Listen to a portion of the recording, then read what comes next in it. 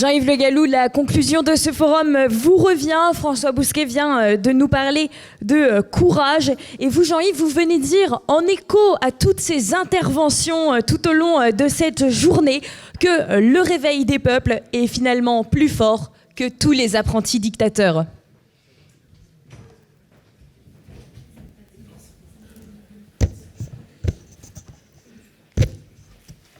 Merci. Difficile d'apporter une conclusion après cette très belle journée, ces belles interventions et quasiment cette conclusion de François Bousquet. Car c'est, je crois, le message essentiel qu'on peut donner, c'est celui du courage. Alors, dans le prolongement de ce qu'il a dit, je vais essayer de décliner non pas tellement ce sujet, mais de décliner les voies de la résistance à partir de ce moment, de cette situation. J'en discerne trois par rapport à la dictature Macron. La résistance électorale, la résistance numérique face à la censure et la résistance active, la résistance activiste, la résistance par les actes. La résistance électorale, je vais passer assez rapidement finalement, parce que nous avons parlé de la dictature Macron. On aurait pu parler, c'est vrai, de la tyrannie Macron. Le sujet, le thème aurait été peut-être plus adapté. Mais Macron n'est que l'incarnation de cela. Il n'est que l'incarnation d'un pouvoir oligarchique hostile. Et cette incarnation, elle a été fabriquée en quelques mois. Elle peut être détruite en quelques mois, au profit d'une autre incarnation.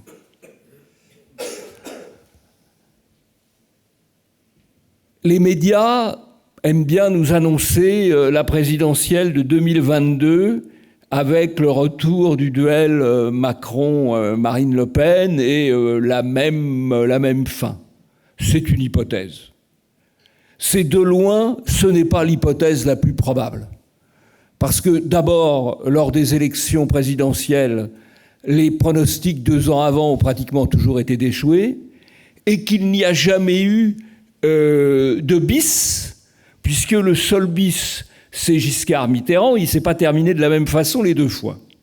Donc, la probabilité qu'on ait le même scénario en 2022 qu'en 2017 est assez peu probable. Et elle est assez peu probable, pourquoi ?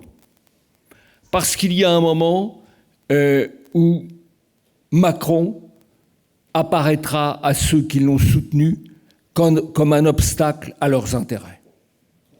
Et à ce moment-là, il sera liquidé en quelques jours ou en quelques semaines. C'est encore plus facile de liquider médiatiquement quelqu'un que de le fabriquer. Les banquiers, les multinationales, les groupes de médias qui l'ont fabriqué peuvent le détruire à partir du moment où c'est leur intérêt. Et d'ailleurs, si vous regardez ceux qui se positionnent en arrière-plan aujourd'hui pour la présidentielle de 2022, à savoir Madame Pécresse, Monsieur Barouin, Monsieur Bertrand et même Monsieur Sarkozy, ils sont contre Macron, mais tout contre Macron.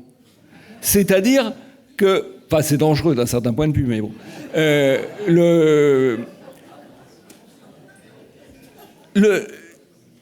ils feignent de s'opposer, mais ils occupent globalement le même périmètre idéologique. Pourquoi ? Parce qu'ils se disent, si Macron tombe, et c'est quand même assez probable, il faudra bien un produit de substitution, et pourquoi pas moi ?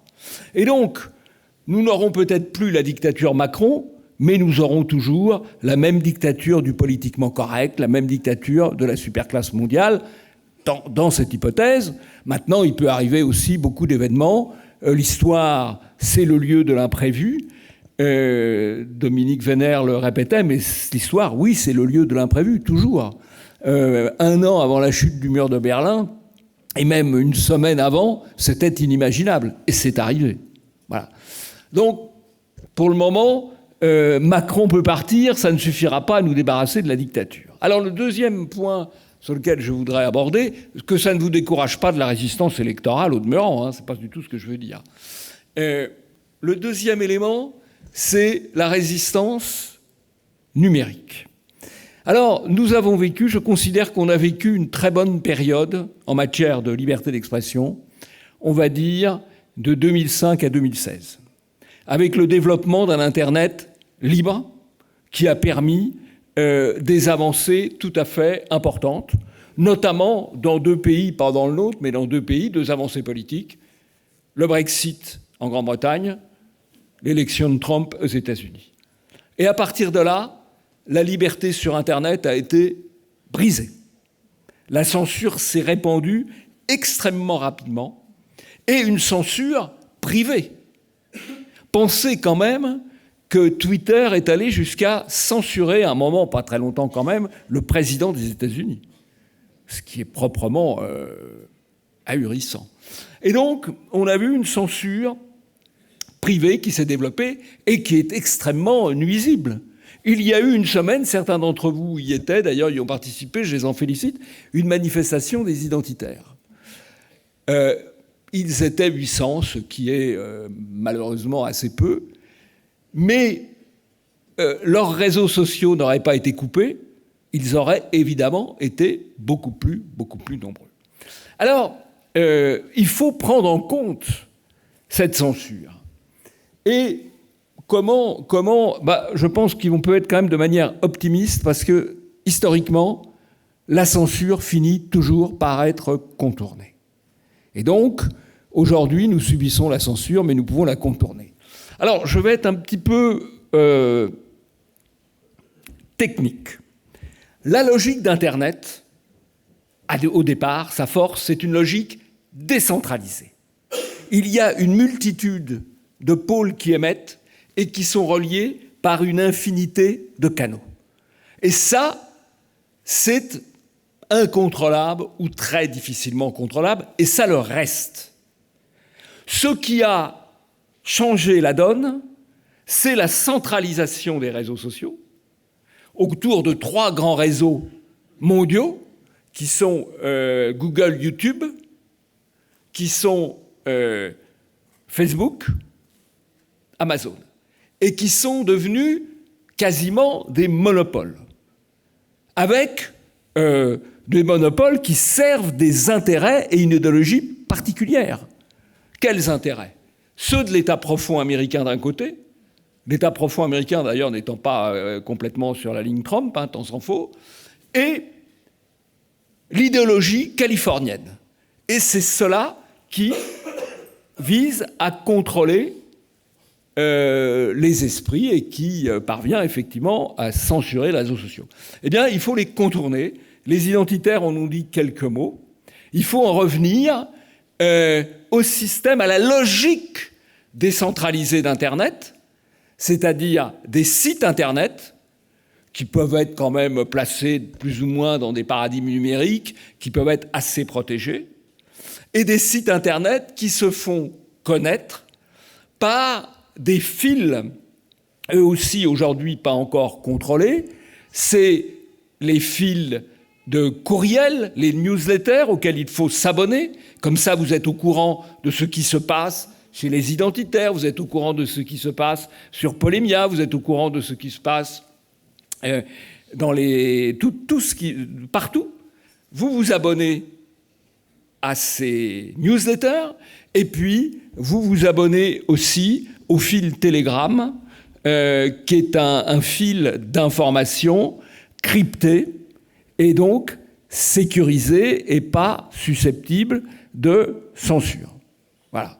Et donc, il faut déjà contourner, et vous avez de plus en plus de gens, c'est l'effet boule de neige. Et je crois que les GAFA, en mettant en place la censure, scient la branche sur laquelle ils sont assis, parce que la censure, encore une fois, c'est toujours contournée, et là, elle sera contournée, et il faut commencer, à vous, de la contourner, et à vous de dire à tous ceux de vos proches de commencer à contourner ces réseaux sociaux, en tout cas, avoir d'autres canaux d'information que les principaux réseaux sociaux. Après, on peut utiliser les deux, d'ailleurs. On peut utiliser les canaux mainstream pour certaines choses et des canaux moins mainstream pour d'autres.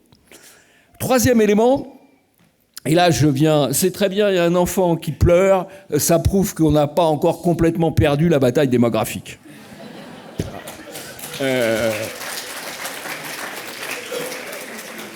Alors, le dernier élément, c'est être plus actif, être plus courageux.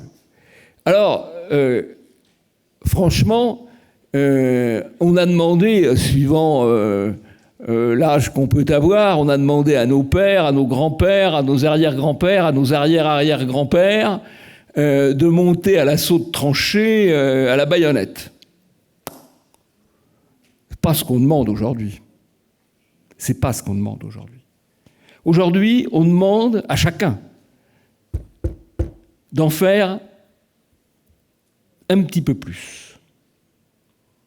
Je vais vous donner un certain nombre d'exemples de courage concrets. Vous voyez un escalator d'un côté, un escalier de l'autre. Vous prenez l'escalier. Voilà. Eh bien ça, il faut le faire dans sa vie de tous les jours, mais il faut le faire non pas seulement au sens propre, mais au sens figuré. Quand vous hésitez, vous prenez la décision la plus difficile. Quelqu'un vous propose de figurer sur une liste de campagne, une liste électorale. Il faut accepter plutôt que refuser. Vous hésitez à participer ou non à une manifestation. Vous y participez. Vous êtes dans un contexte professionnel, amical, familial, vous entendez une conversation totalement politiquement correcte. Vous marquez votre distance. Dans votre choix de vocabulaire, ce que vous a très bien dit François Bousquet, vous passez le cran d'après. Il y a un problème de sécurité quelque part, il ne faut pas rester dans les généralités. Il faut dire à votre interlocuteur, vous précisez qui sont les auteurs et vous libérez la parole des autres. Voilà, c'est toute une série de petits gestes. Il y a aussi, mais ça c'est pas vraiment du courage, c'est plus facile, le geste au porte-monnaie pour aider les associations. Vous avez vu, à Polémia, on est très éclectique puisqu'on laisse tout le monde appeler à des fonds. TV Liberté appelle à des fonds, Solidarité pour tous appelle à des fonds, Éléments appelle à des fonds, tout le monde, c'est normal. Et c'est ce qui est absolument indispensable pour progresser. Vous êtes professeur. Vous n'êtes pas forcé de faire l'outing complet en salle des profs. Mais vous n'êtes pas forcé non plus de tout accepter. Vous n'êtes pas forcé d'accepter ce qui est inacceptable. Et je dois dire, François Bousquet a cité les fonctionnaires, le statut de la fonction publique est quand même assez protecteur, mais il est peu utilisé. Quelqu'un qui va être dénoncé ou attaqué, il va avoir tendance à plier, au lieu de résister, à s'excuser. Il ne faut jamais faire repentance. Il ne faut jamais s'excuser. Jamais. On vous demande de vous excuser. Vous en remettez une couche. J'ai siégé pendant pas mal d'années dans des assemblées. Un certain nombre de fois, on m'a demandé d'excuser ou de retirer un propos, soit le mien, soit celui d'un des élus de mon groupe. À ce moment-là, je reprenais le propos. Voilà. Et puis, voilà, après, les gens sont habitués, ils savent que ça ne sert à rien. Hein ? Voilà. Je crois qu'effectivement, François Devoyer l'a évoqué tout à l'heure, ce qui a été extrêmement positif dans la convention de la droite, c'est le déplacement de la fenêtre d'Overton, dans le bon sens cette fois. Mais si vous ne cherchez jamais à déplacer la fenêtre, elle va toujours dans le mauvais sens. Alors, c'est vraiment... La dissidence, c'est une attitude quotidienne. Puis, au fond, c'est comme le sport, hein. C'est une question d'entraînement. Hein, voilà. Et donc, il faut être toujours de l'avant, toujours pour faire avancer les idées. Refuser aussi toute la diabolisation de votre voisinage. Moi, je vais partout.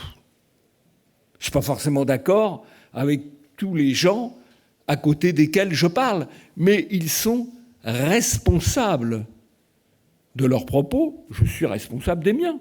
Je leur reconnais leur liberté. Il faut éviter de dire « Ah bon, mais je ne peux pas fréquenter un tel parce qu'il est diabolisant ou autre ». Non, il faut être d'un bloc, un bloc de résistance, un bloc de dissidence. Voilà. Donc, c'est ça qu'il faut porter autour de vous. Et puis, il faut se bouger. Il faut se bouger. Dès qu'il y a une occasion de faire quelque chose, dans le bon sens, évidemment, il faut le faire. Voilà. Voilà l'attitude de la résistance. Alors, moi, je crois que la situation est quand même extrêmement instable. Parce qu'on voit très bien que là, le système ne tient que par une répression accrue. Le système ne tient que par une répression accrue. On l'a vu par la violence telle que les forces de l'ordre l'ont exercée contre les Gilets jaunes, qui n'avaient jamais exercé avant. Quand je dis la violence que les forces de l'ordre ont exercée, c'est sur les ordres gouvernementaux. Sur les ordres gouvernementaux. Hein. D'ailleurs, Fiorina ne s'y est pas trompée. Elle a dédicacé son livre, non pas au CRS qui lui a envoyé le palot, qui lui a retiré l'OG. Elle l'a dédicacé à Emmanuel Macron et Christophe Castaner, comme elle a dit joliment, qui lui ont changé la vision de la vie.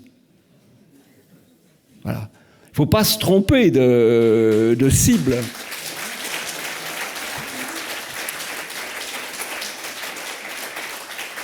Alors, le réveil des peuples, il sera plus fort que les dictatures. Et d'ailleurs, on voit que les peuples européens de l'Est se sont réveillés.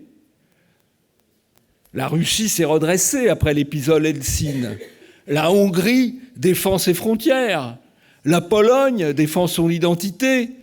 L'Italie, malgré des soubresauts, c'est formidable. L'Italie, on a vu tous les démocrates qui disaient « faut surtout pas faire d'élection ».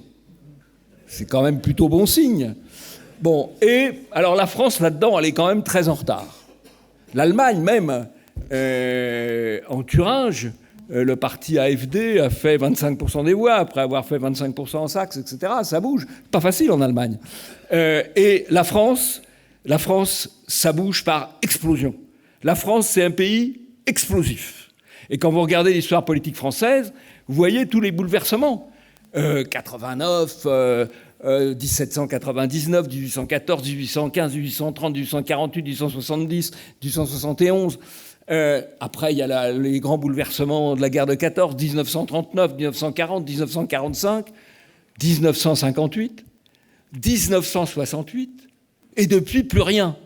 Ça vous donne une idée de la charge explosive qu'il doit y avoir. Alors, charge explosive. Voilà. Alors, comment elle se manifestera?